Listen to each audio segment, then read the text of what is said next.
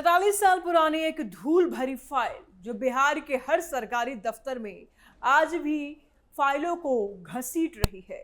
एक ऐसा कानून जो कर्पूरी ठाकुर के जमाने में बना जब कंप्यूटर का नाम भी शायद ही किसी ने सुना हो, और अब अचानक सम्राट चौधरी की सरकार उस पुरानी किताब को पूरी तरह से बदलने जा रही है। नई कार्यपालिका नियमावली 2026। क्या ये सिर्फ एक नियमों का बदलाव है या बिहार की नौकरशाही की किस्मत का टर्निंग पॉइंट?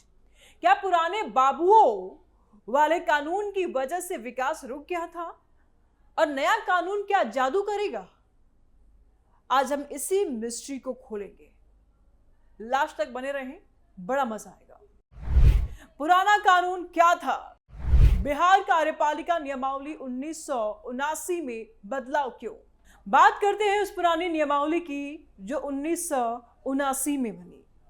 उस वक्त कर्पूरी ठाकुर की सरकार थी। बिहार की प्रशासनिक व्यवस्था उस समय की जरूरतों के हिसाब से डिजाइन की गई। तब फाइलें हाथ से चलती थी, टाइपराइटर पर काम होता था और फैसले लेने में महीनों लग जाते थे। यह नियमावली विभागों के कामकाज, अधिकारियों की जिम्मेदारियां, फाइल मूवमेंट और कार्य विभाजन की रूपरेखा तय करती थी। लेकिन समय के साथ ये नियम डेडवुड बन गया। मतलब कई प्रावधान अब बेकार हो चुके हैं। जो काम अब विभाग नहीं करते वो भी नियमों में लिखे पड़े थे। अनावश्यक कागजी कार्यवाही, जटिल प्रक्रियाएं और बार बार संशोधन के बावजूद पूरी व्यवस्था पुरानी पड़ गई। फाइलें दफ्तरों में घूमती रहती, फैसले रुक जाते और आम आदमी को सरकारी काम कराने में परेशानी होती, काफी समय लग जाता। नई नियमावली 2026 क्या है? सम्राट चौधरी सरकार ने फैसला किया है कि 47 साल पुरानी इस किताब को रद्दी की टोकरी में डालकर नई कार्यपालिका नियमावली 2026 लाई जाए। सरकार ने सभी विभागों को 11 मई तक अपनी रिपोर्ट भेजने को कहा है। 12 मई को अपर मुख्य सचिव की अध्यक्षता में हाई लेवल मीटिंग होगी, जहां सुझावों पर चर्चा कर मसौदा तैयार होगा। नई नियमावली में क्या होगा? सबसे बड़ा बदलाव, डेडवुड की छटाई। मतलब जो नियम अब काम नहीं कर रहे हैं, जो नियम अब के काम के नहीं हैं, उन्हें हटा दो। नए कार्य जो विभाग आजकल कर रहा है उन्हें शामिल किया जाएगा। विभागों के बीच काम का स्पष्ट विभाजन होगा। कागजी प्रक्रिया की जगह डिजिटल वर्क फ्लो आएगा। फैसले लेने की प्रक्रिया सरल होगी, रिकॉर्ड्स मेंटेन रहेंगे। अधिकारियों की जवाबदेही बढ़ेगी, पारदर्शिता लाई जाएगी और सबसे महत्वपूर्ण, विकास में बाधा डालने वाले पुराने नियमों को पूरी तरह से हटाया जाएगा। कल्पना कीजिए, एक फाइल जो पहले 10 दफ्तर घूमती थी अब डिजिटल सिस्टम में कुछ क्लिक में आगे बढ़ जाए। यह बदलाव सिर्फ कागज पर नहीं बल्कि बिहार की स्मार्ट सरकार बनाने का हिस्सा है। पुराने और नए कानून में क्या अंतर है? अंतर बहुत गहरा है, ये जानना भी बेहद जरूरी है। पुराना कानून 1979 का था। तब की स्लो मोशन वाली दुनिया के लिए वो ठीक होगा। तब इंटरनेट नहीं थे, डिजिटल इंडिया का सपना भी नहीं था, नियम जटिल थे, अनावश्यक स्टेप्स थे और जवाबदेही का सिस्टम कमजोर था। एक छोटा सा फैसला लेने में कई लेयर क्रॉस करनी पड़ती थी। नया कानून 2026 का होगा। आज की तेज रफ्तार वाली दुनिया के लिए इसमें digital processing, time bound disposal, स्पष्ट रोल डेफिनेशंस और मजबूत अकाउंटेबिलिटी होगी। पुराने में बाबू राज की छाप थी, जहां फाइल घुमाना ही काम था। नए में स्मार्ट गवर्नेंस की छाप होगी, जहां रिजल्ट मायने रखेंगे। अंतर सिर्फ नियमों का नहीं है, सोच का भी है, टेक्नोलॉजी का भी है, स्पीड का भी है।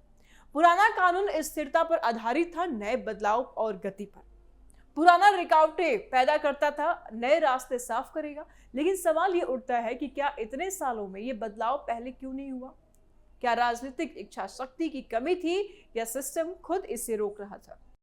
इन बदलाव का बिहार पर क्या प्रभाव पड़ेगा? अब आते हैं असली सवाल पर, यह बदलाव बिहार की नौकरशाही को कैसे बदलेगा? सबसे पहले फाइलों का निपटारा तेज होगा। आज जो काम महीनों लेता है वो हफ्तों में हो सकता है। आम जनता को सरकारी सेवाएं समय पर मिलेगी, चाहे वो लैंड रिकॉर्ड हो, प्रमाण पत्र हो या कोई स्कीम का लाभ। प्रशासनिक मशीनरी जवाबदेह बनेगी। अधिकारी जानेंगे कि उनका हर कदम मॉनिटर हो रहा है। डेडवुड हटने से अनावश्यक काम खत्म होंगे। एनर्जी विकास कार्यों पर लगेगी, विभागों के बीच तालमेल बेहतर होगा क्योंकि काम की नई सीमाएं साफ होंगी।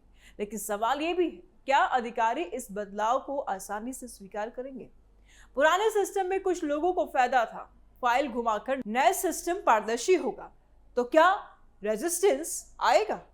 रिपोर्ट्स बताती है कि ऐसे बदलाव में शुरू में हिचकिचाहट होती है, नया कोई चीज एक्सेप्ट जल्दी नहीं होता है, लेकिन लंबे समय में कुशलता बढ़ जाती है, लोग धीरे धीरे एक्सेप्ट करने लगते हैं। बिहार की अर्थव्यवस्था पर प्रभाव, विकास की परियोजनाएं तेज होगी, निवेशक आकर्षित होंगे जब वे देखेंगे कि यहाँ प्रशासन तेज और क्लीन है। रोजगार, उद्योग, इंफ्रास्ट्रक्चर सब पर पॉजिटिव असर पड़ेगा, लेकिन अगर लागू करने में ढिलाई हुई तो प्रभाव कमजोर पड़ सकता है। बिहार में ऐसे कानून क्यों जरूरी है? बिहार की हकीकत को जरा समझिए। यहाँ विकास की भारी जरूरत है, गरीबी, बेरोजगारी, माइग्रेशन और ये सब चुनौतियां हैं। पुरानी प्रशासनिक सिस्टम इन समस्याओं का एक बड़ा कारण था। फाइलें अटकती थी तो स्कीम्स का पैसा सही समय पर नहीं पहुंचता, भ्रष्टाचार की गुंजाइशें बढ़ती, लोग निराश होकर दूसरे राज्यों की ओर भागते। सम्राट चौधरी का मानना है कि सम्राट सरकार में पुराने कानून नहीं चल सकते। बिहार को नई ऊंचाई पर ले जाना है तो प्रशासन को आधुनिक बनाना जरूरी है। जैसे देश में डिजिटल इंडिया आया, वैसे ही बिहार में डिजिटल गवर्नेंस आ रहा है। यह कानून इसलिए जरूरी है क्योंकि बिना कुशल प्रशासन के कोई भी अच्छी नीति जमीन पर नहीं उतर सकती है। सवाल यह है कि क्या यह बदलाव सिर्फ एक विभागीय सुधार है या फिर बिहार की पूरी राजनीतिक प्रशासनिक संस्कृति को बदलने की कोशिश? रिपोर्ट्स कह रहे हैं कि कई राज्यों ने ऐसे सुधार किए और उन्हें फायदा हुआ। बिहार भी पीछे नहीं रहना चाहता है, लेकिन चुनौती बड़ी है। 47 साल की आदतें एक झटके में कैसे बदलेंगे? बिहार की जनता और सरकार पर प्रभाव, जनता के लिए बड़ा राहत भरा कदम हो सकता है। कल्पना कीजिए, एक किसान अपनी जमीन का रिकॉर्ड कराने जाता है और उसे तुरंत मिल जाता है। एक युवा नौकरी के लिए सर्टिफिकेट बनवाता है और देरी नहीं होती है। महिलाएं, पिछड़े वर्ग, युवा, सबको स्कीम्स का फायदा समय पर मिल रहा है। इससे विश्वास बढ़ेगा सरकार पर, लेकिन सवाल यह भी है कि क्या आम आदमी को फायदा पहुंचेगा? अगर छोटी दफ्तरों तक बदलाव नहीं पहुंचा तो जनता फिर निराश हो सकती है। सरकार पर क्या प्रभाव पड़ेगा, यह भी जान लेते हैं। सम्राट चौधरी की सरकार को यह मौका मिला है कि वे खुद को एक्शन ओरिएंटेड साबित करें। अगर नई नियमावली सफल रही तो बिहार मॉडल बनेगा, लेकिन अगर फेल हो गई तो आलोचना भी झेलनी पड़ेगी। विपक्ष चुप नहीं बैठेगा। अभी तो चुप ही है, लेकिन आगे बहस जरूर होगी। क्या यह बदलाव पॉलिटिकल पॉइंट स्कोरिंग है? सवाल यह भी है, या सिर्फ सुधार है?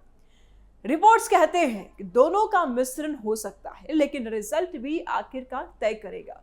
प्रभाव लंबे समय में गहरा होगा, बेहतर गवर्नेंस से निवेश आएगा, रोजगार बढ़ेगा और बिहार पिछड़ेपन की छवि से बाहर निकलेगा। लेकिन इसके लिए निरंतर मॉनिटरिंग जरूरी है। आखिर में ये सवाल उठता है कि क्या ये बदलाव बिहार की किस्मत बदलेगा? 47 साल पुरानी नियमावली को अलविदा कहकर नई 2026 वाली किताब लिखना कोई आसान काम नहीं है। इसमें कठिनाई और उम्मीद भी है। पुराना सिस्टम बाधक था, नया सिस्टम उत्प्रेरक बन सकता है।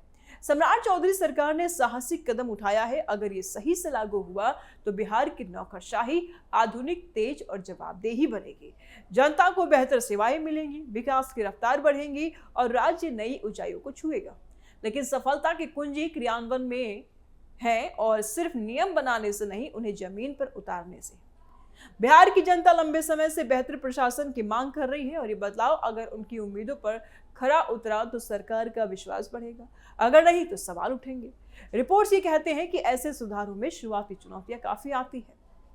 ट्रेनिंग की जरूरत बढ़ेगी, टेक्नोलॉजी का इंटीग्रेशन भी होगा, लेकिन जो राज्य आगे बढ़े हैं इन्हें पार करना पड़ा है। और अंत में सिर्फ एक नियमावली नहीं, बिहार के भविष्य की दिशा है। क्या बिहार पुरानी आदतों को छोड़कर नई सोच अपनाएगा? क्या स्मार्ट सरकार का सपना साकार होगा? समय बताएगा। लेकिन आज की तारीख में ये कदम उम्मीद जगाता है। बिहार के लोगों को, युवाओं को, किसानों को, सबको ये संदेश है कि बदलाव आ रहा है। अब देखना यह है कि बदलाव कितना गहरा और कितना स्थायी होगा। कमेंट बॉक्स में अपनी राय आप जरूर दें। वीडियो को लाइक करें, ज्यादा से ज्यादा शेयर करें, चैनल को सब्सक्राइब करें। जल्द मिलते हैं नए अपडेट के साथ। दीजिए इजाजत, नमस्कार।